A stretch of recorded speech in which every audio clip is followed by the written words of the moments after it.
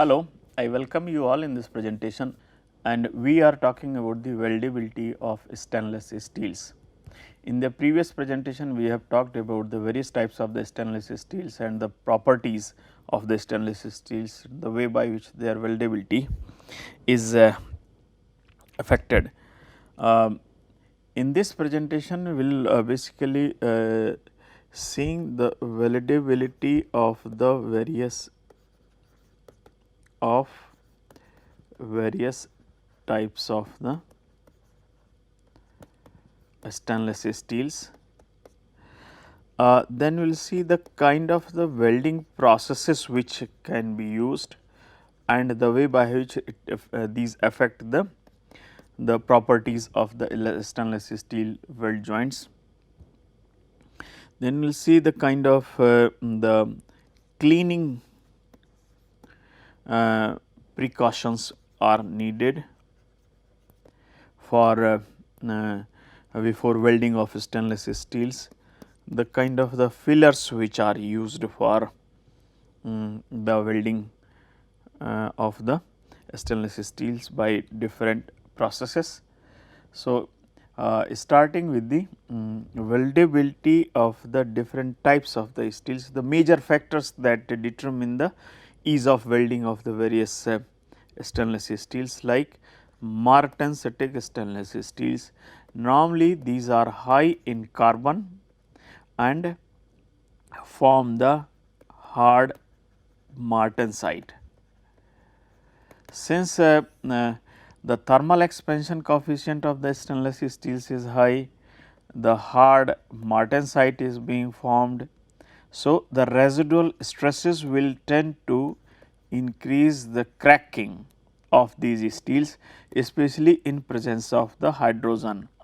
So, the weldability of the martensitic stainless steel to a great extent is influenced by the embrittlement tendency due to the martensite formation and the cold cracking tendency in presence of the hydrogen and the residual stress development.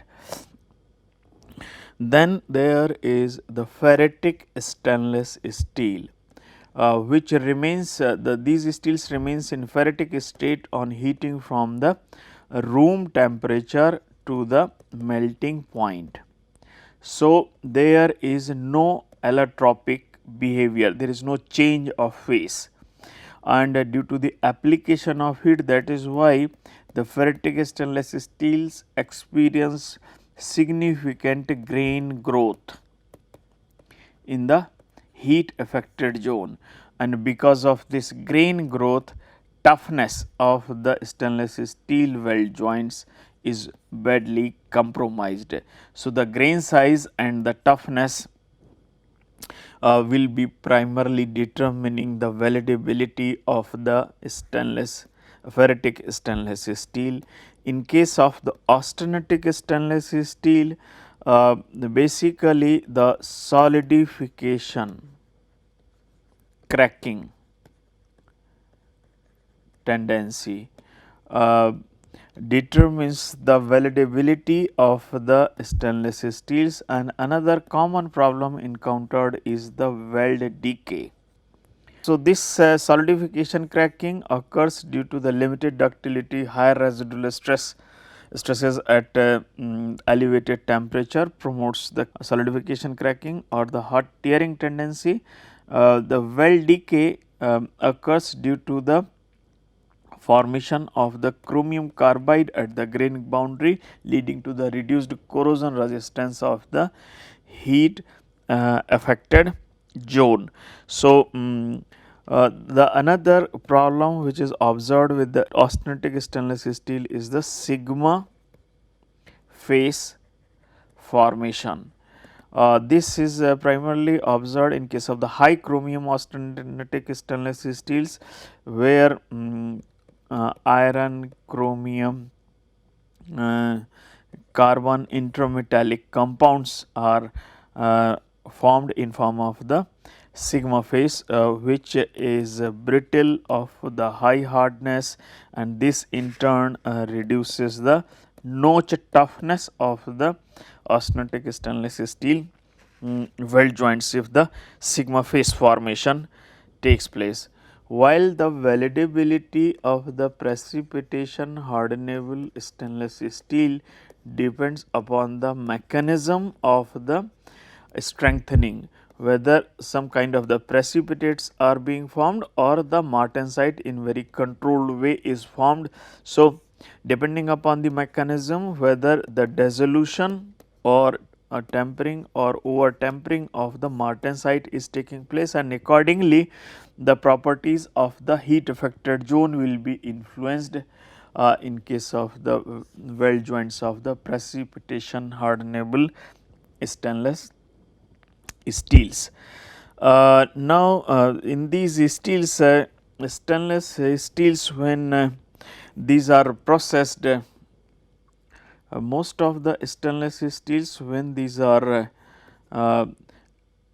added with the titanium, niobium or aluminum to impart the specific properties. These additions are made in stainless steels to impart a specific set of the properties, so that their corrosion resistance, high temperature resistance in form of oxidation or high temperature strength, as well as the kind of the mechanical property enhancement can be realized. So, their additions, whenever these additions are made, we need the special care or precautions during the welding of the stainless steels. Now, we will see the kind of the joint performance which is realized in case of the stainless steels, since the different stainless steels like martensitic, ferritic, austenitic and precipitation hardenable stainless steels. The base and the heat affected zone HAZ and the weld metal. The properties of the joints to a great extent depends upon the homogeneity of the structure and the mechanical properties across the weld. So, what is the kind of the variation on moving from the base metal to the heat affected zone, then through the weld metal and then again heat affected zone. The way by which these three zones of a weld joint are affected due to the weld thermal cycle or weld metal which has been developed, that will be determining the joint efficiency. So, as per the kind of metal system, there can be lot of variation in the properties of the HAZ and the weld metal with respect to the base metal, because all metals, all types of the stainless steels do not respond equally to the weld thermal cycle. So, in few cases the HAZ is the properties of the HAZ are compromised, while in other cases properties of the weld metal are compromised. So, which will be the weak zone, that will depend upon the kind of the weld thermal cycle or the welding procedure being applied and the kind of the stainless steel being used. So, the zones may be strengthened in one case and it may be a given zone may be weakened in another case as per the steel and the welding procedure. For good joint efficiency, it is important that property variation across the different zones are that property variation is limited, so that the joint can really perform good as per the requirement. Now, talking about the welding processes which are used for welding of the or the joining of the stainless steels.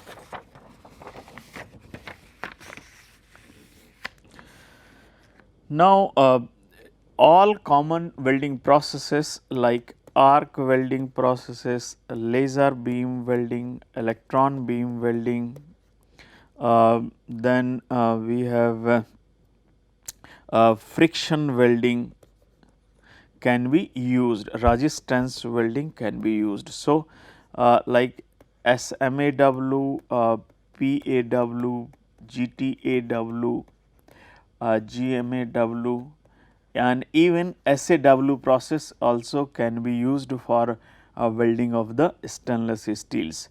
Laser and electron beam welding both can be effectively used for welding of stainless steels.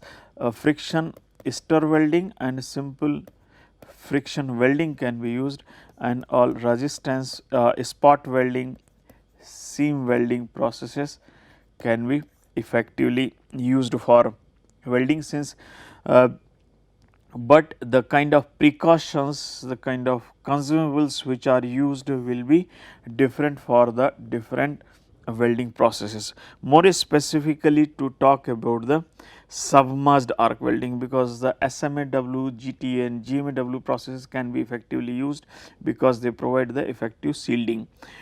In case of the submerged arc welding, this process is known to be of the high heat input process. At the same time, it uses the molten flux for shielding purpose. So, molten flux for shielding purpose, when it is used, it leads to the modification of weld metal composition in very uncontrolled way. Sometimes addition of the silicon and manganese in the weld metal of the ASS or other stainless steels increases the tendency for the solidification cracking due to the formation of the low melting point phases in the weld metal. So, the control over the composition of the weld metal becomes difficult in case of the submerged arc welding process. This is one issue related to the SAW of the stainless steels. Another one is the heat input. Since the heat input is high, so the cooling rate associated with the weld metal and HAZ will be lower, and because of that solidification time will be longer, cooling rate will be lower in the heat affected zone, and these combinations in the weld as well as heat affected zone leads to the coarse grain structure in the weld as well as heat affected zone, and this in turn reduces the toughness of both weld as well as heat affected zone, and that is why whenever possible uh, SAW, no SAW for austenitic stainless steel welding. If only ASS filler is used, because this increases the tendency for solidification cracking. If the filler ASS filler with the about 4% of the ferrite filler, which will provide the austenitic stainless steel weld metal with the 4% ferrite in the weld zone, then SAW process can be used even for the welding of the stainless steel, austenitic stainless steel, but to in that case the grain structure will still be coarser. So, that must be taken care of while developing the weld joint of the ASS using the submerged arc welding process. As far as the resistance welding process is concerned of the stainless steels, as I have said, the stainless steels, they are significantly different from the carbon steels with regard to the thermal expansion coefficient, thermal conductivity and the electrical resistivity. So, high electrical resistivity and low thermal conductivity of the stainless steels facilitates the high heat generation by the I square RT principle. So, greater amount of the heat generation reduces the welding current requirement, reduces the weld cycle time, the time for which current is allowed to flow during the welding. However, due to the higher yield strength of the stainless steels, we need to use the higher electrode pressure for consolidation during the resistance welding process as compared to the stainless as compared to the carbon steels. On the other hand, the oxy-fuel gas welding process. This process is not recommended for welding of the stainless steels because of the very poor shielding of the weld metal. So, the protection of the weld metal from the atmospheric gases in case of the oxy-fuel gas welding process is limited, and the heat input is also high. So, that in turn reduces the cooling rate. So, not recommended for welding of the stainless steels except when the repair welding is to be carried out, the gas welding can be used. In that case, if at all the repair welding is to be performed, then instead of the oxidizing flame, we use the either neutral flame or carburizing flame or reducing flame. So, instead of oxidizing flame, carburizing or neutral flame is used, because the presence of excess oxygen during the repair welding of the ASS, the chromium present will form the chromium oxide, and that in turn Cr2O3 or something else will be formed. So, that will be this chromium oxide is a refractory in nature, and is having the melting point, chromium oxides having the melting point greater than the melting point of the stainless steel. So, it does not melt during the welding, and it may be present in form of the inclusions, or it may interfere during the melting of the base metal. So, we need to avoid the presence of excess oxygen during the oxy-fuel welding using either neutral flame or the carburizing flame. So, these are the two points as far as the oxy-fuel welding is concerned. Now, the protection of the weld metal is concerned. For the purpose of the protecting, why protection is important? You know, this the stainless steel when subjected to the fusion welding using the different types of the welding processes like SMAW or SAW or GTAW or GMAW or PAW. In all these processes, if the protection by the heat source like arc, if the protection is not proper, then oxygen and nitrogen present will interact with the molten metal. Interaction of the oxygen with the chromium in the molten state, or the chromium in the zone which is being heated, will be leading to the formation of the thick oxide layer. So, the formation of the chromium oxide layer in the molten metal or thick oxide layer in the vicinity of the weld joint, both these are undesirable because of their refractory nature. These will not be melting and getting fused with the weld metal, these will act as inclusion, these may interfere with the melting of the base metal. So, the weld metal must be protected from the atmospheric gases, so that the chromium oxide formation can be avoided. And for this purpose, the various approaches are used as per the welding process, like effective gas shielding plays a very crucial role in protecting the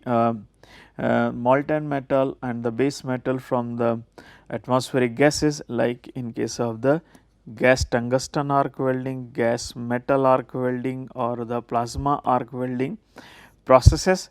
But in case of the shielded metal arc welding, submerged arc welding, special constituents like the sodium or calcium fluorides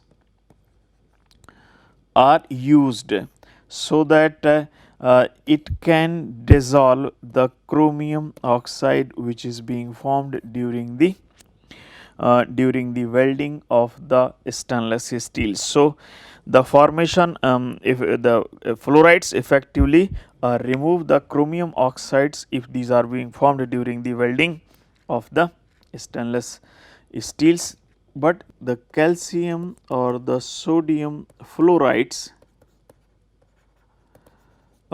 which are being added to remove the chromium oxides, this these the fluxes where the such kind of chlorides are present must be cleaned, because these are very corrosive in nature. So, effective cleaning of such kind of the fluorides become crucial. In case of the GTA and the other gas shielding based methods, no flux is used, because in those cases the protection to the weld metal as well as the heat effect protection to the heat affected zone or nearby the zone nearby the weld metal is provided by the inactive or inert shielding gases. So, we need since there is no mechanism to remove the chromium oxide if it is being formed, we need very proper cleaning of the base metals before welding, because if the chromium oxide is present, it will not be taken care of by the fluxes, since there is no use of the flux in GTM and GMAW process. So, more effective cleaning becomes crucial in case of the GTA and the GMAW process. As far as the cleaning is concerned, cleaning of SS is very crucial, especially to remove the chromium oxide if it is present on to the prepared surfaces like groove as well as the base metal. So, if this is the base metal, so the groove being formed needs should be cleaned, and the distance up to the minimum 0.5 inch from the groove surfaces should be prepared, so that should be cleaned, so that the chromium oxide from the base metal or in vicinity of the weld metal can be removed. There are various kind of the methods which are used for cleaning purpose, and these methods include like the sand or grit blasting. This is one, mechanical or wire brush cleaning. The brush which has not been used for any other purpose of the cleaning, then that kind of brush is used for cleaning purpose. Then machining and grinding of the stainless steel, provided the cutting fluid being used for machining or the grinding is free from chlorides, because these chlorides are very sensitive for the corrosion of the stainless steels. And there is one more method which is very effectively used for removing the oxide layer, is the acid pickling.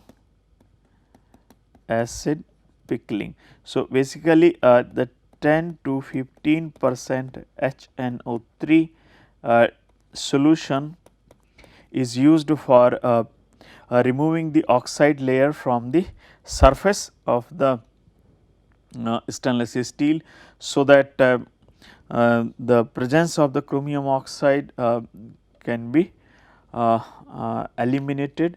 Apart from the removal of the chromium oxides, effective cleaning for removing all paints, oil, grease, dust, moisture, this also should be ensured, so that there is no source of the hydrocarbons, and there is no possibility for carbon pickup, because if the stainless steel picks up the carbon during the welding, it will promote the formation of the chromium carbide in the weld as well as the heat affected zone, and which may promote the weld decay tendency, that in turn will be reducing the corrosion resistance of the weld meant in general.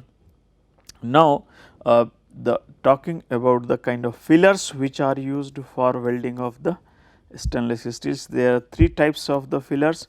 One is like the bare solid wires. These are normally used with the non-consumable welding processes like the gas tungsten arc welding, plasma arc welding and electron beam welding processes. But there is another category like where covered electrodes are used. So, in this case basically the stick electrodes are there, which are primarily used in the shielded metal arc welding processes, and there we may add like the calcium fluoride or the sodium fluoride kind of the elements for the better arc stabilizations. And there are like the three types of the electrodes which are commonly used in category of the shielded metal arc welding process. One is like E-XXX 1, 5, then 6, and then there is a 13. These are the three most common types of the electrodes based on the kind of the constituents which are being used in the coating material. So, it primarily contains the lime which is helpful in realizing the deep penetration. So, when the groove is narrow, the E-XXX 15 lime based electrode is used. The second one is and it uses basically the DC electrode positive polarity. In case of the E16 it uses the titania and other arc stabilizers like sodium and potassium.